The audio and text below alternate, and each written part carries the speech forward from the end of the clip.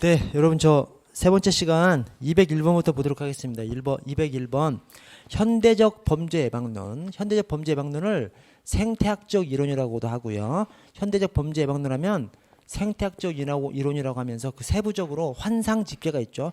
환경 범죄학, 환경설계 범죄 예방론, 환경설계 범죄 예방론 막 싹을 통틀어서 환경 범죄학, 그다음에 상황적 범죄 예방론, 집합 효율성 이론, 깨진 유리창 이론 이렇게 있습니다. 그것이 이제 현대적 범죄 예방론들이에요. 자, 현대적 범죄 예방론 1번 브렌팅햄의 범죄 패턴 이론. 이건 어디 나오죠? 환상 집계 없는데. 상황적 범죄 예방론 안에 합 1패가 들어가 있죠. 합리적 선택 이론, 일상활동 이론, 범죄 패턴 이론 세 가지가 상황적 범죄 예방론 안에 들어가 있습니다. 자, 브렌팅햄의 범죄 패턴 이론. 브렌팅햄이 주창자죠. 페브러. 오케이? 범죄 패턴 이론, 브렌팅햄, 페브러. 자, 범죄에는 일정한 장소적 패턴이 있기 때문에 지리적 프로파일링을 통해서 범죄 발생을 예측해서 범죄를 예방할 수 있다. 맞고요. 2번에 뉴먼의 방어 공간 이론. 뉴먼의 방어 공간 이론은 현대적 범죄 예방론은 맞아요. 근데 어디에 들어가죠? 환경 범죄학 안에. 뭐 다른 분류가 없기 때문에 환경 범죄학 안에 환경 설계 범죄 예방론도 있고, 그 다음에 뉴먼의 방어 공간 이론도 있고, 뉴먼의 방어 공간 이론을 그냥 셉테드 안에서 그냥 얘기하기도 하고, 셉테드 안에 포함시켜서 얘기하기도 하고 그렇습니다. 그래서 자, 왜냐면 뉴먼의 방어 공간 이론이 셉테드의 영역성 강화를 발전시켜서 이 방어 공간 이론을 만들었기 때문에 셉테드의 한 갈래로 보기도 하고 셉테드와 또 별개로 보기도 하고 그렇습니다. 자, 뉴먼의 방어 공간 이론. 주거에 대한 영역성 강화를 통해서 주민들이 살고 있는 지역이나 장소를 자신들의 영역이라 생각하고 감시를 게을리하지 않으면 범죄를 줄이거나 없앨 수 있다. 그래서 이 셉테드의 영역성을 발전시켜서 방어 공간 이론을 뉴먼이 만들었습니다. 자, 3번에 일상활동 이론, 코헨과 펠슨 맞죠? 일상코펠, 대부자 가가용조. 자, 지역사회 차등적 범죄율과 그 변화를 지역사회 구조적 특성에서 찾지 않고 범죄자의 속성에서 찾고요. 맞습니다. 여기까지는. 자, 같은 범죄 기회가 주어져도 누구나 범죄를 저지르지는 않는다? 누구나 범죄를 저지를 수 있다고 봐요.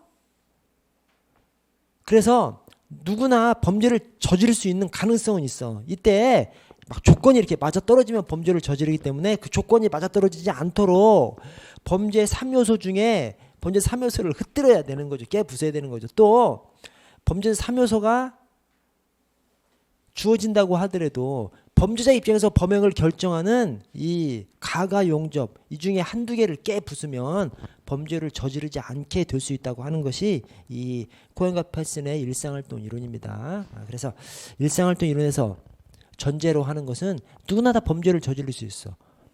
어떨 때? 범죄의 3요소, 그 다음에 범죄의 입장에서 그 4요소 이런 것이 딱 맞아떨어지면 범죄를 저지를 수 있기 때문에 그걸 깨부숴야 되는 것이죠.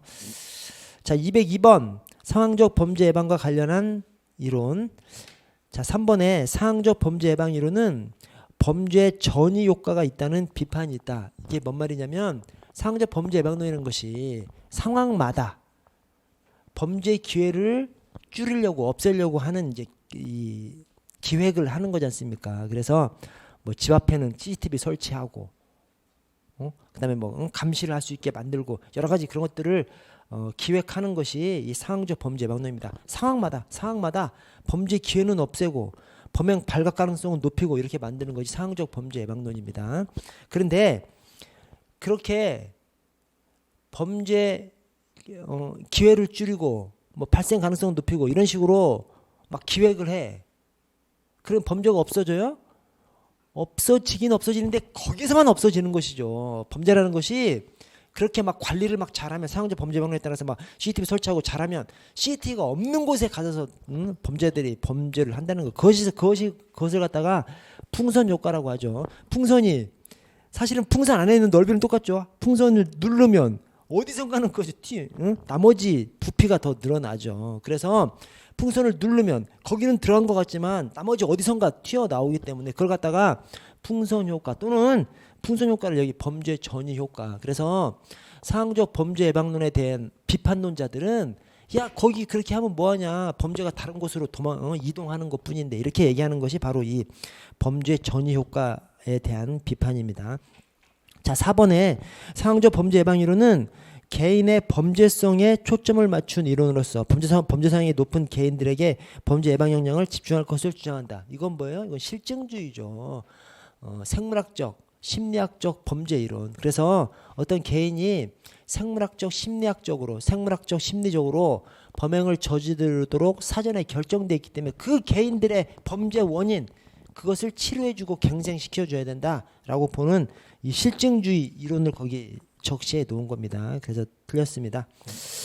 자, 203번 범죄 통제 이론. 적절하지 않은 것은 1번 억제 이론은 인간의 합리적 판단이 범죄 행동에도 적용된다고 봐서 폭력과 같은 충동적 범죄에는 적용의 한계가 있다. 맞는 표현입니다. 이게 왜 그래?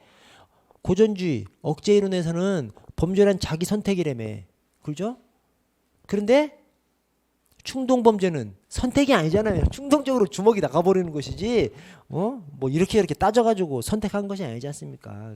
그래서 이 억제 이론, 고전주의 억제 이론으로 어떤 것을 설명할 때 충동 범죄는 설명하기 힘든 거죠. 왜?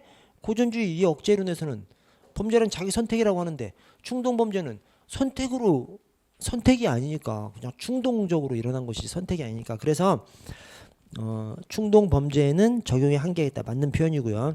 자, 3번에 일상활동 이론의 범죄 발생 3요소는 대부자죠. 대부자. 그래서 범죄자, 범행 대상, 그 다음에 감시의 부재. 이 감시의 부재를 보호자의 부재라고도 하고요. 보호자가 있으면 보호자가 감시하니까 감시의 부재, 보호자의 부재가 들어가야 되는데, 뭐 기술, 기회, 엉뚱한 것이 들어가 있습니다. 그래서 일상코펠 대부자 가가 용접, 동자기기 조셰리, 일상코펠 대부자 가가 용접. 이게 숙지를 해주시고요. 4번에 로버트 샘슨 나면 바로 그냥 집합샘 참여연대죠. 그래서 로버트 샘슨은 지역 주민 간 상호 신뢰, 연대감, 범죄에 대한 적극적인 개입을 강조하는 집합 효율성 이론을 주장했습니다. 맞습니다. 집합샘 참여연대.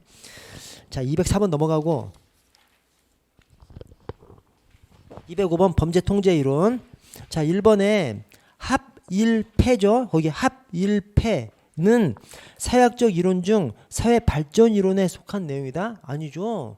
사회학적 범죄론 따로 있고 현대적 범죄 예방론 따로 있어요. 현대적 범죄 예방론을 생태학적 이론이라고 하죠. 그래서 여기 사회학적 이론이 아닙니다. 현대적 범죄 예방론 중에서 상황적 범죄 예방론 안에 이 합일패가 들어가 있습니다. 그래서 현대적 범죄 예방론을 갖다가 생태학적 이론이라고 합니다. 그 생태학적 이론 안에 하위 분류의 환상 집계가 있죠. 환경범죄학, 상황적 범죄 예방론, 집합효율성 이론, 깨진 유리창 이론. 그 안에 상황적 범죄 예방론 안에 합일패가 들어가 있어요. 합리적 선택 이론, 일상활동 이론, 범죄 패턴 이론 세 가지가 들어가 있습니다.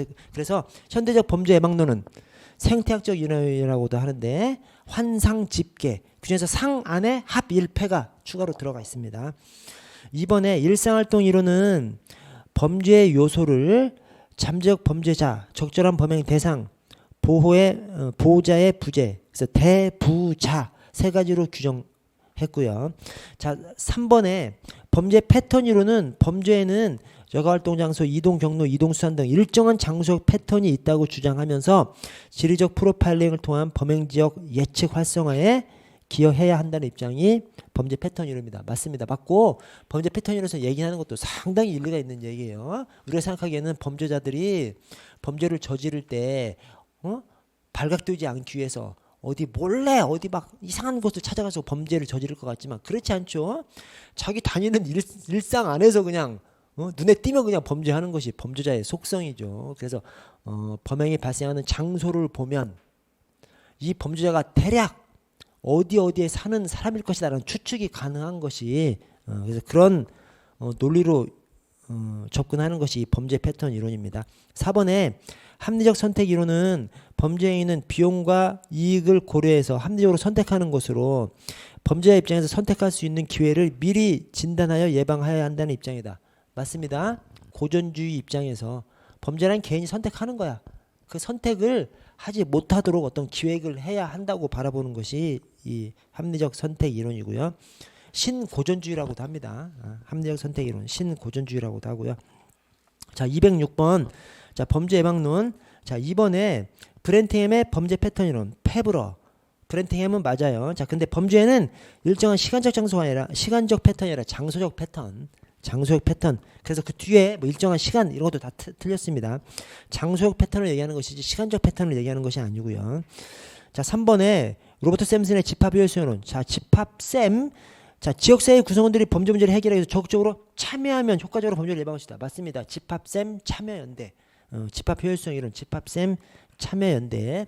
현대적 범죄 예방론의 하나고요. 환상집계 집합 효율성 이론. 자, 4번에 윌슨 켈링의 깨진 유리창 이론. 깨진 유리창 이론은 누가 주창했어요? 윌슨 켈링. 그래서 깨울게. 오케이? 깨진 유리창 이론. 윌슨 켈링. 깨울게. 이렇게 연상시켜 주겠습니다. 깨울게. 경미한 무질서에 대한 무관용 원칙과 지역 주민 간의 상호 협력이 범죄를 예방하는 데 중요한 역할을 한다. 맞습니다. 자, 207번. 1번에 합리적 선택 이론은 거시적 범죄 예방 모델에 입각한 특별 예방 효과에 중점을 둔다. 합리적 선택 이론이 고전주의잖아요. 고전주의. 그래서 범죄란 개인이 선택하는 것이고 그 개인이 어떨 때 선택하는 건지 그 개인한테 굉장히 미시적인 시각을 들이미는 것이 이 고전주의 억제 이론, 그다음에 이 합리적 선택 이론입니다. 그래서 이 거시적은 사회학적 범죄가 가야 거시적이 되는 거죠. 그래서 합리적 선택 이론, 미시적 범죄 예방 모델에 입각한 일반 예방 효과에 중점을 둡니다. 여기서 일반 예방 효과가 뭐예요?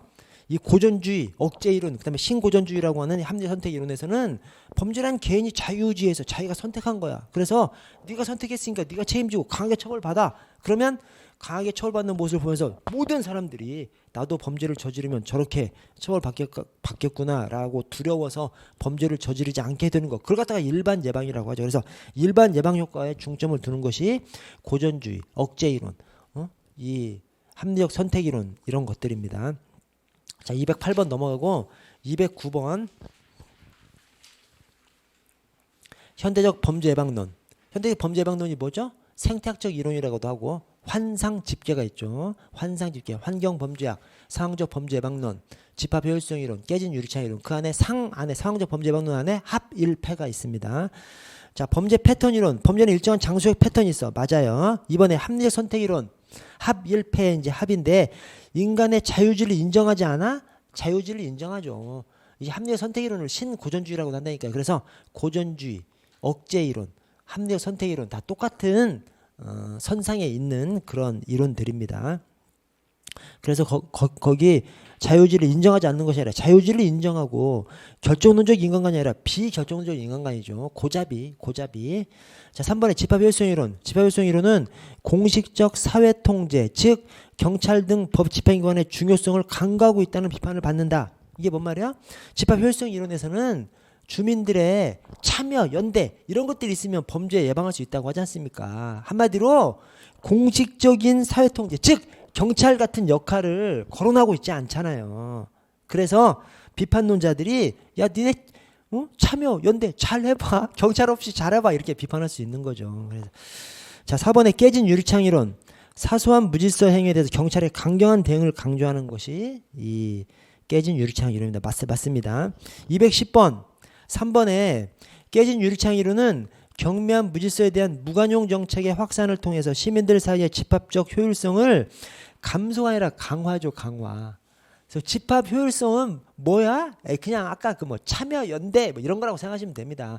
깨진 유리창 이론에 왜 집합 효율성이 왜 나와? 깨진 유리창 이론도 경찰만이 할 수 있는 것이 아니죠. 경찰은 사소한 범죄 행위자들 막 처벌하고 주민들은 집에 유리창 깨지면 바로 가로줘야지. 집 앞에 더러우면 청소해줘야지. 그게 깨진 유리창에서 말하는 거지 않습니까? 사소한 범죄자들 막 단속하고 더럽혀진 일상의 환경 정비하고. 그러나 더럽혀진 일상의 환경을 정비하는 것은 주민들이 참여해 줘야 돼요. 그래서 낙서 같은 거 지우고 깨진 유리창 가로 끼워주고 이런 것들은 주민들이 해야 되기 때문에 깨진 유리창 이론 안에서도 참여가 필요한 것이죠. 주민들의 참여. 그래서 거기서도 집합 효율성 표현이 나오는 겁니다. 그래서 집합 효율성 하면 그냥 그 집합쌤 참여연대에서 그냥 참여연대 이런 것들이 집합 효율성이라고 생각하시면 됩니다. 집합 효율성이 뭐예요? 집합적으로 범죄를 일으키지 않는 것에 대한 효율성이죠. 그러니까 참여해주고 연대하고 유리창 부쉈으면 갈아 끼워주고 이런 것들이 다 집합 효율성이라고 생각하시면 되겠습니다. 211번 프로파일링. 프로파일링이 뭐죠? 프로파일링이 수집하는 거죠. 우리 수사, 범죄 관련해서 프로파일링은 범죄 관련 자료, 정보를 수집해서 분석해서 그것을 중심으로 범인을 검거해 나가는 것을 이 프로파일링이라고 하죠. 자, 1번 프로파일링은 범죄자의 유형을 파악하는 것이 아니라 신원을 파악하는 것이다. 반대로 됐죠. 범죄 신원을 파악하는 것은 프로파일링이 아닌 그냥 기존의 과학 수사죠. 지문 인식하고 지문 검출하고 유전자 분석하고 이런 것들이 기존의 신원을 파악하는 기존의 과학 수사고, 프로파일링은 자료 정보들을 막 수집해서 유형을 분석하는 것이죠. 뭐 이 사람 얘는 젊은 사람이겠다. 10대나 20대겠다. 뭐 얘는 한 40대 50대겠다. 얘는 어디 저 시골 출신이겠다. 얘는 도시 출신이겠다. 이렇게 유형을 구분하는 것이 바로 프로파일링이죠. 프로파일링을 통해서 특정 사람을 딱 그냥 이 사람이 범죄자라고 찍지는 못하죠. 그것은 유전자 검사나 지문 검사, 기존의 과학 수사를 통해서 할 수 있는 것이고, 프로파일링은 유형을 분석하는 것이죠. 이번에 프로파일링은 범죄 현장에는 범인의 성향이 반영된다는 것과 범인의 성격은 쉽게 변하지 않는다는 전제를 지니고 있습니다. 맞습니다. 범죄 현장에 범인의 성향이 반영되기 때문에 현장의 자료들을 수집하고 분석했을 때 범인의 대략적인 유형을 파악해 볼 수 있는 것이지, 뭐 범죄 현장에 범인의 성향이 반영되지 않아. 그럼 뭐하러 수집해? 그죠? 또 범인의 성격이 쉽게 변해버리면 수집해도 무의미하죠. 범인의 성격이 쉽게 변하지 않아서 지금 어떤 유형의 범죄가 있는데 옛날에 벌어진 것들이 있으면 얘가 저것들도 저질러 수 있었을 것 같은 그런 논리 체계로 들어가야 이 프로파일링이 의미가 있는 것이지, 범인의 성격이 쉽게 변해버려요. 그러면 옛날 범죄랑 지금 범죄랑 전혀 상관이 없는 것이기 때문에 프로파일링 할 필요가 없는 것이죠. 그래서 프로파일링의 논리적 전개는 범죄 현장에는 범인의 성향이 반영돼. 그리고 범인의 성격은 쉽게 변하지 않기 때문에 범인이 만약에 여러 건의 범죄를 저질렀다면 옛날에 우리한테 노출된 범죄가 있는 것이죠. 그래서 범죄 현장에서 어떤 정보 자료를 막 분석하다 보면 이 사람이 진짜 직업적인 범죄라면 옛날의 범죄랑도 연관이 있는 것이죠. 그래서 이 범인의 유형, 범죄 유형을 구분할 수 있는 것이 이 프로파일링입니다. 자, 3번에 심리학적 프로파일링은 범행 위치, 피해자의 거주지, 딱 봐도 지리적 프로파일링이죠. 그래서 지리적 프로파일링을 심리학적 프로파일링으로 잘못 적어놨고, 해설 3번에 당구장 두 번째를 보시면 심리학적 프로파일링은 범죄 현장에서 수집된 유형 및 유형의 증거를 분석해서 범죄의 성격 유형을 파악해내고 다른 범죄자와의 연관성을 밝혀내는 것. 즉 심리학적 프로파일링은 자료들을 분석해 보니까 이 새끼 사이코 같아 이런 거죠. 뭐 사이코 같아 이런 것을 구분하는 것이 심리학적 프로파일링입니다. 4번 한국은 도시 간의 간격이 협소하고 거주 지역 내 인구가 밀집돼 있어 지리학적 프로파일링에 쾌적화된 환경을 제공한다. 맞습니까? 아니죠. 사람 거주지가 따닥따닥 붙어 있으면 지리적 프로파일링에 불리한 겁니다. 그리고 인구 밀도가 높아? 그럼 불리한 거야. 왜냐하면 지리적 프로파일링이라는 것이 이렇게 우리 사람이 사는 곳이 이제 대한민국이 이렇게 있으면 막 여기에 막 뭉쳐 살고 여기에 뭉쳐 살고 여기에 뭉쳐 살면 여기서 발생하면 여기 있는 사람이 범죄 저지른 거죠. 그다음에 여기에서 발생해서 여기 있는 사람이 범죄 저지른 거죠. 여기 있으면 얘가 저지른 것이고. 근데 사람들이 엄청 많이 따닥따닥 붙어 있어. 이렇게 붙어 있으면 그 사이에 뭐가 있다 하더라도 여기 사람이 저질렀는지 여기 사람이 저질렀는지 모르는 거죠.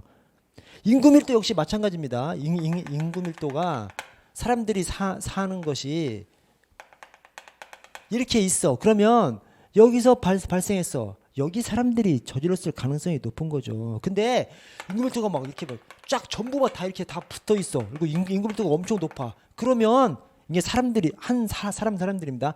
어디에서 딱 발생했어. 누가 여기 어느 지역에 저질렀는지 몰라 버리는 것이죠. 임금밀도가 높아 버리면. 그래서 거주 지역이 딱딱 어느 정도 분리가 돼 있어.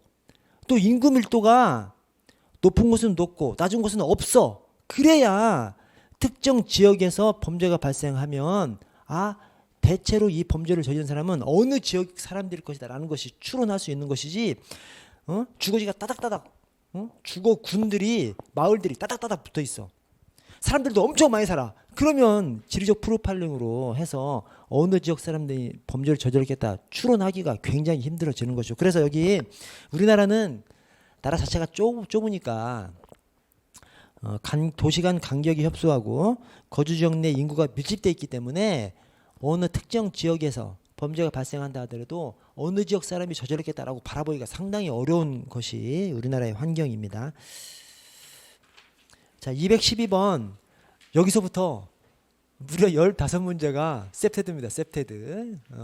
중복되는 문제 엄청 지었어요. 엄청 지었는데도 불구하고 15문제가 나왔습니다. 그러니까 셉테드에서 엄청 출제되는 것이죠. 엄청 출제됩니다. 자, 근데 이 셉테드에서 여러분 밑에 보시면 셉테드에서 얘기하는 이 5가지 원리, 셉테드를 실행하는 5가지 원리가 감통영활류예요. 감통영활류. 감, 자연적 감시, 통, 자연적 접근 통제, 영역성의 강화, 그 다음에 활동성의 활성화, 그 다음에 유지 관리, 이렇게 감통 영활류가 있습니다. 이 중에서 핵심이 뭐예요? 핵심이 통입니다. 통, 자연적 접근 통제예요. 자연적 접근 통제. 자연적 접근 통제가 뭐냐면 차창출 잠금통입니다. 자, 차창출 잠금통의 통이 자연적 접근 통제, 거기에 해당하는 예시가 차창출 잠금통입니다. 차창출 잠금통. 자, 차단기, 그다음에 창, 방범창, 그다음에 출입구의 최소화 등등, 출입구의 통제, 출입구의 최소화, 그다음에 잠금통, 잠금장치, 그다음에 통이 있는데 통행로 설계 또 있어요. 통이 자연적 접근 통제도 되고 통행로 설계도 됩니다. 그래서 그걸 좀 숙지를 해주세요. 이 자연적 접근 통제가 그냥 이렇게 볼 때는 이해가 가는데 이게 자연적 감시라든가 이런 거랑 좀 헷갈려서 그래서 지문을 보시면 지문에서 가장 많이 꼬아놓은 것이 자연적 접근 통제랑 연관돼서 꼬아놨습니다. 자연적 접근 통제를 좀 이렇게 문장이 좀 길어도, 단어가 길어도 차창출 잠금통 이렇게 좀 숙지를 시켜 주십시오. 자, 그래서 먼저 1번 자연적 감시는 건축물이나 시설물의 설계 시 가시권을 최대한 확보하는 거예요. 자, 맨 끝에 자연적 감시의 종류가 조명, 조경, 가시권 확대, 방범창. 방범창은 뭐죠? 차창출 잠금통. 자연적 접근 통제입니다. 통제. 그래서 방범창, 차창출 잠금통. 자연적 접근 통제를 자연적 감시에 대한 하나 넣어놔서 틀렸고요. 자, 이번에 영역성 강화는 사적 공간에 대한 경계를 표시함으로써 주민들의 책임의식과 소유의식을 증대하는 것입니다.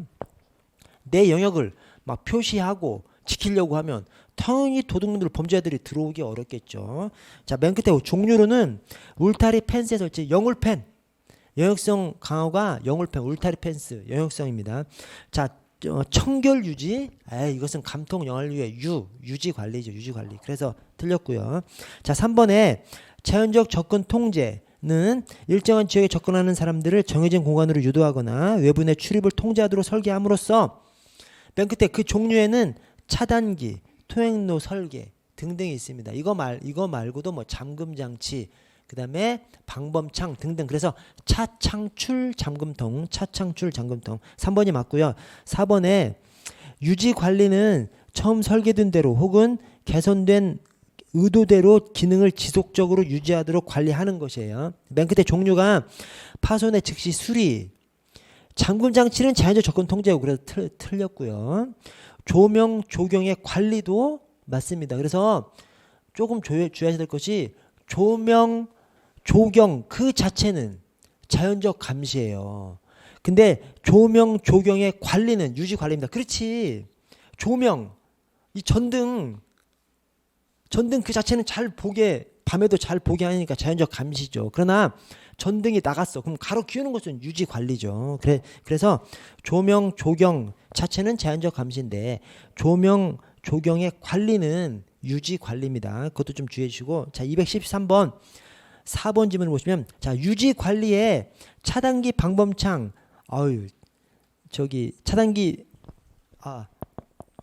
차단기 방범창은 일단 자연적 접근 통제고 그다음에 여기는 지금 그런 말이 아니라 유지 관리는 차단기 방범창 장문장치의 파손 지금 파손됐을 때 수리하지 않고 유지하는 것이다. 완전 말장난을 해놨죠. 수리하지 않고 유지하는 것이 아니라 빨리 수리함으로써 유지하는 것이죠. 그래서 틀렸고요.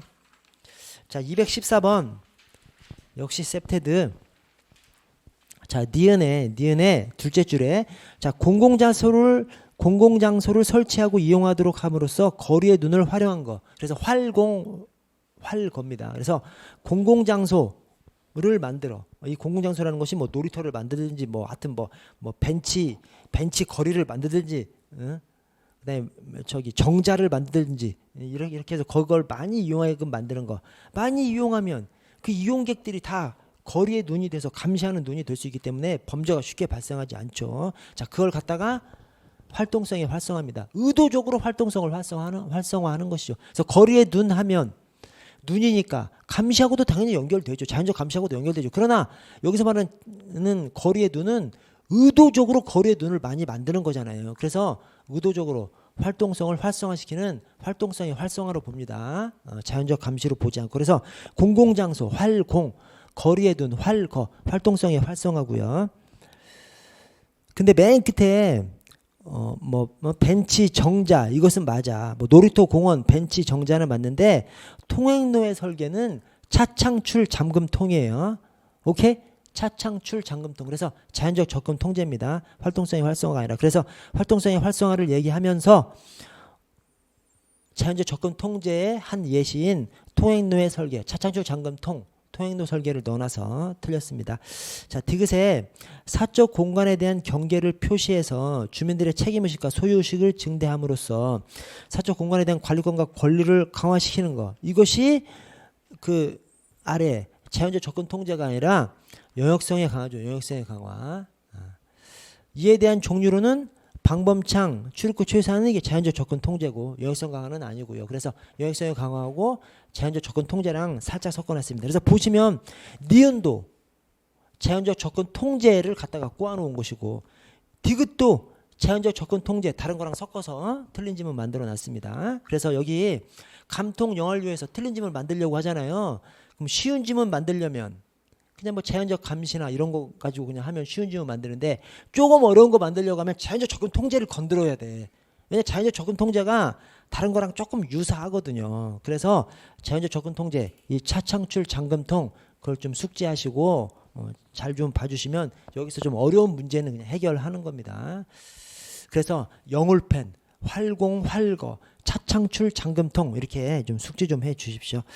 자, 215번 2번에 영역성에 강한 맨 끝에 종류의 출입구에 취해서 통행로 설계, 사적 공간, 공적 공간의 구분, 사적 공적 공간의 구분은 영역성에 강화가 맞는데 출입구 취소와 통행로 설계는 차창출 잠금통, 자연적 접근 통제를 갖다가 영역성에 강화랑 섞어놨습니다. 그래서 자연적 접근 통제, 차창출 잠금통, 하여튼 셉테드가 엄청 시험에 많이 나오는데 여기서 차창출 잠금통, 이 자연적 접근 통제를 섞어놓지 않으면 너무 쉬운 지문이 돼버리고 조금 어렵게 되려면 차창출을 넣어버립니다. 그래서 차창출 잠금통 이거 꼭 숙지를 해 주십시오.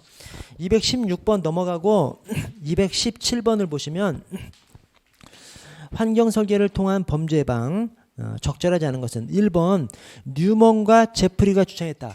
맞아요? 틀려요? 틀릴 것 같죠? 아 이게 좀 짜증나는 거야. 뭐냐면 여러분 환제 방류거든요.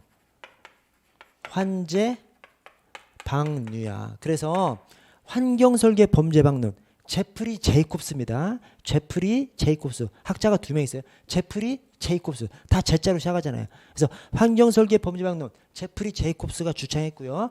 그 다음에 방어공간이론 뉴먼이 주창했습니다. 오케이? 그런데 책들마다 제프리가 먼저냐 뉴먼이 먼저냐 책들마다 좀 왔다 갔다 합니다. 제프리가 뉴먼에 영향을 줬다고 표현하는 것도 있고 뉴먼이 제프리에 영향을 줬다고 하는 표현도 있어요.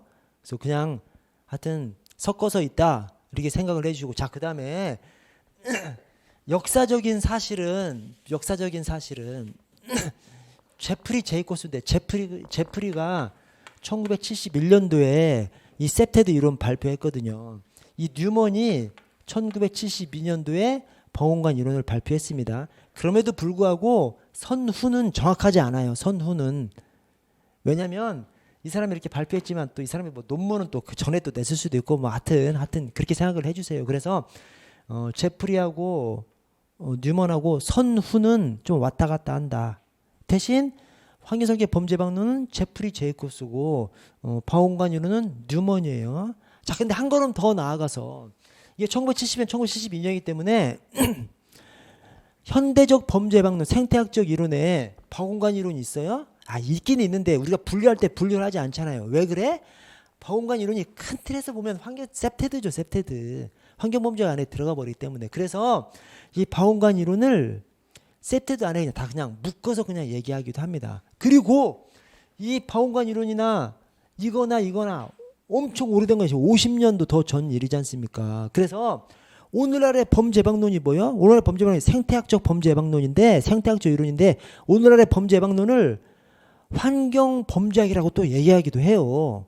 그래서 이것이 계속 영향을 미친 거죠. 이후에 50년 동안. 그래서 뉴먼의 방온관 이론도 환경설계 범죄 예방론에 영향을 미쳤다. 이 지문이 맞는 지문으로 나옵니다. 당연하죠. 그것은. 왜냐?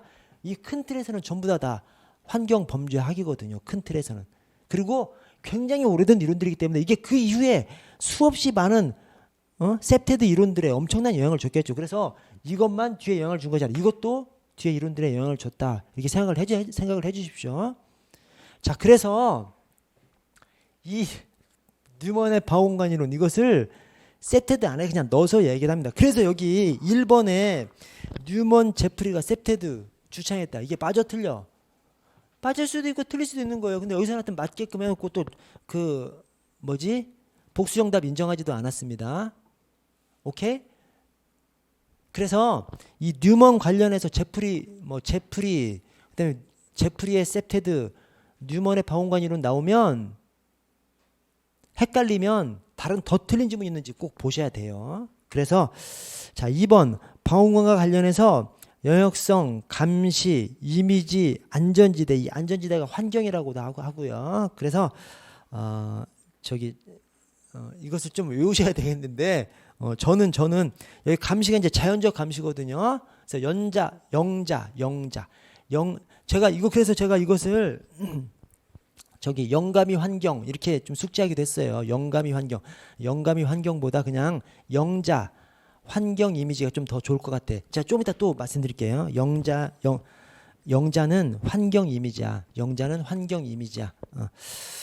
자, 방온관에서 제시한 4가지 관점. 영자는 이 감시가 자연적 감시거든요. 영감이 이렇게 해서 숙지해 주셔도 되고, 영자는 환경 이미지야. 이렇게 숙지하셔도 되고요. 자, 3번에 셉테드 기본 원리 중 자연적 접근 통제란 건축물이나 시설을 설계하면서 가시권을 최대 확보하고, 이거는 별도로 자연적 감시가 있잖아요. 그렇죠? 자, 그래서 여러분 지금 자연적 접근 통제 엄청 많이 지금 꼬아놨어요. 앞에서 본 문제들에서도 하여튼 자연적 접근 통제를 엄청 꼬아놓는다니까요. 왜냐? 나머지는 너무 쉽기 때문에 자연적 접근 통제를 최고 많이 좀 꼬아서 문제를 냅니다. 자, 4번. 우리나라에서는 마포구 염리동에서 이 셉테드 적용한 사례가 있고요. 아래 마포구 범죄방을 위한 도시환경 디자인 조례가 2018년 제정돼서 시행되고 있기도 합니다. 이 셉테드 사실은 전국적으로 시행하는 거예요. 지금 이제 범죄예방대응과 생활안전과가 범죄예방대응과 그다음에 생활안전교통과로 이렇게 나뉘었죠. 그래서 범죄예방대응과에 이 범죄예방 112 그다음에 지역경찰 이런 거 다 범죄예방대응과로 가고요. 그다음에 생활안전교통과에 생활안전교통이니까 교통은 들어가고, 그다음에 여성, 청소년, 아동 이런 것이 생활안전교통과에 이제 다 들어갔죠. 근데 어쨌든 그 범죄방 대응과에서 범죄 예방 업무를 할 때 셉테드 최고 주력으로 합니다. 그래서 모든 우리 대한민국에서 모든 경찰서에서 다 셉테드 활동 다 합니다.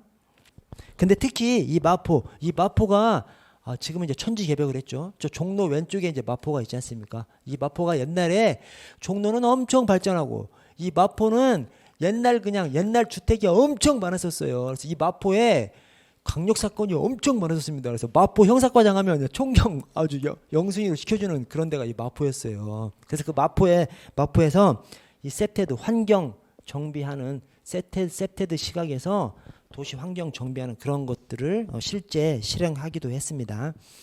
자, 218번. 이번에 자연적 접근 통제, 울타리 펜스의 설치. 울타리 펜스는 뭐예요? 영울펜, 영역성이 강하죠. 그래서 다른 것들하고 자연적 접근 통제랑 엄청 넣어놓는 데니까. 왜냐, 이 출제자가 출제할 때 이 감통 영화를 중에서 다른 것을 딱 출제하려고 그러면 너무 쉬워 보여. 근데 출제자도 자연적 접근 통제를 섞으려고 하면 좀 어렵게 느껴지거든요. 출제자도. 그래서 자연적 접근 통제를 많이 거기다 넣습니다. 그래서 자연적 접근 통제는 차창출 잠금통으로 해서 숙제해버리시면 되겠습니다.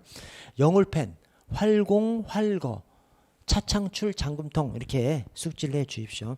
자, 219번 1번에 영역성의 약화가 영역성이 강하죠. 벌써 1번 틀렸죠. 앞에서부터 딱 영역성이 강하죠. 영역성의 약화가 아니고요. 자, 220번 넘어가고요. 221번 3번에 영역성의 강화는 그때 상호 의견을 교환하고 유대감을 증대할 수 있는 공공장소, 거리에 둔 활공, 활거죠. 활공, 활거. 그래서 이게 활동성이 활성화입니다. 영역성의 강화가 아닙니다. 활동성의 활성화. 222번 넘어가고요. 23번, 24번도 넘어가고 25번을 보시면 25번에 1번은 맞고 2, 3, 4가 틀렸는데 2번에 영역성의 강화는 일정한 지역에 접근하는 사람들을 정해진 공간으로 유도하거나 이번에 출입을 통제하도록 설계함으로써 이게 뭐예요? 출입구 통제. 차창출 잠금통. 출입구 통제 또는 출입구 최소화. 출입구 통제, 출입구 최소화. 그래서 이게 영역성의 강화가 아니라 자연적 접근 통제입니다. 자, 3번에 자연적 접근 통제는 아래 공공장소, 거리에 둔 활공, 활거. 활동성이 활성화입니다. 자연적 접근 통제가 아니라 활동성의 활성화. 4번에 활동의 활성화 또는 활동성의 활성화. 활동의 활성화의 종류에는 벤치 정자의 위치 및 활용성에 대한 설계. 출입구 최소화는 뭐죠? 차창출 잠금통. 자연적 접근 통제의 예시인 출입구 최소화를 활동성의 활성화에다 넣어서 틀렸습니다. 다음 페이지.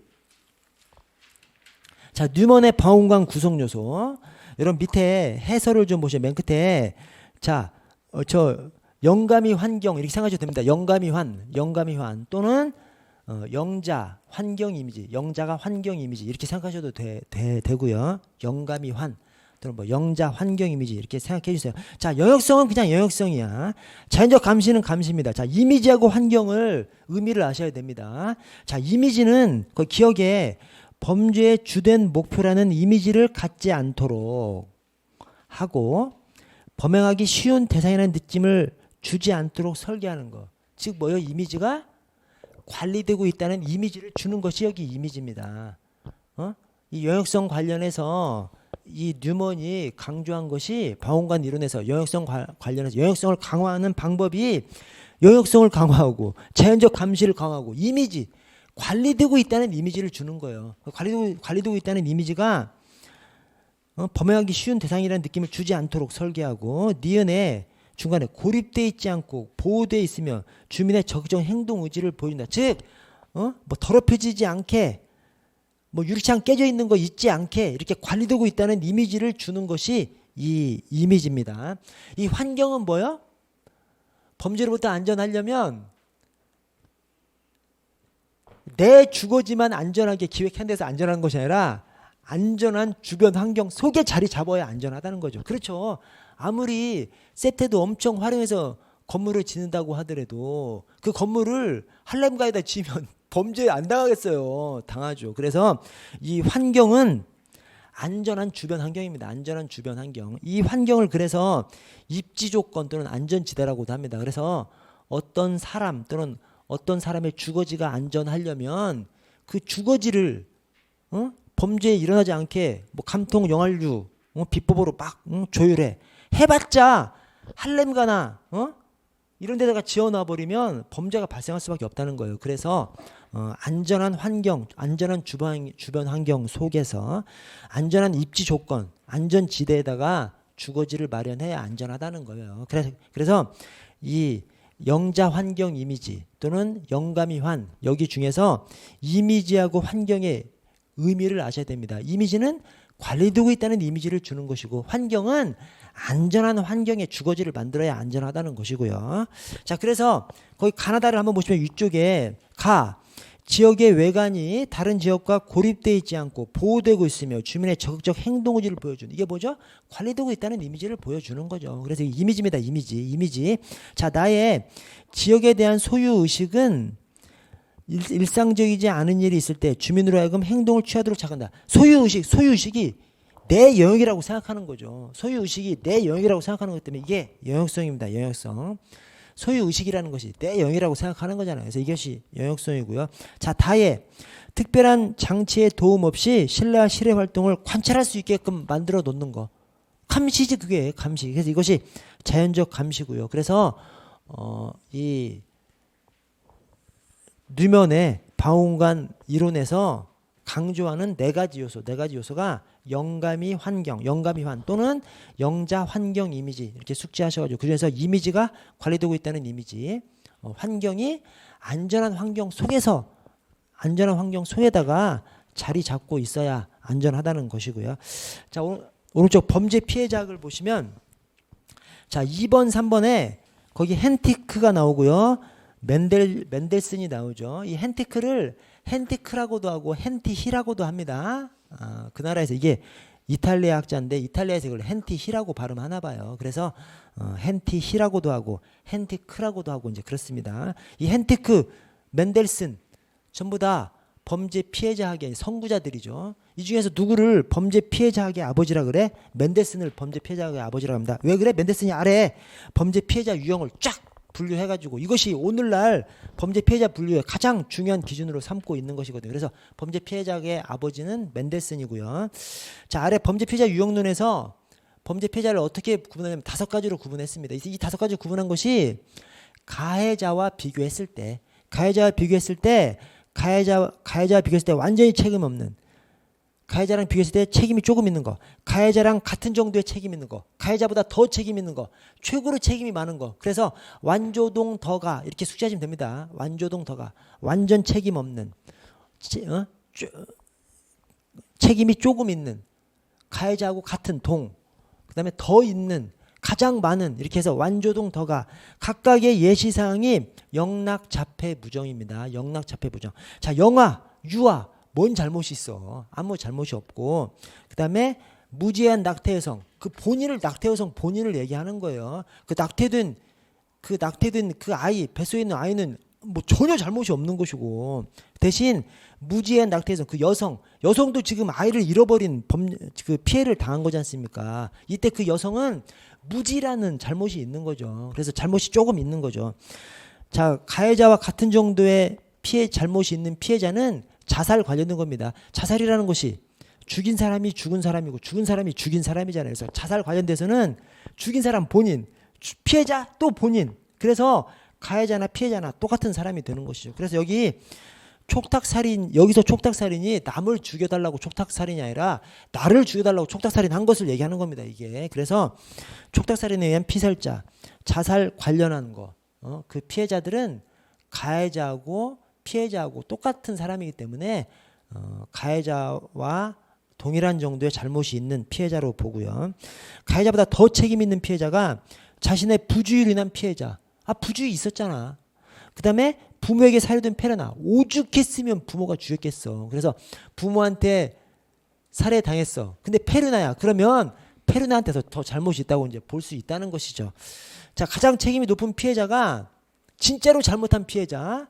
정당방위의 상대방, 무고죄에 무고한 사람, 이런 사람들은 지금 정당방위의 상대방은 지금 맞거나 돼진 것이죠. 그런데 자기가 잘못한 거잖아요.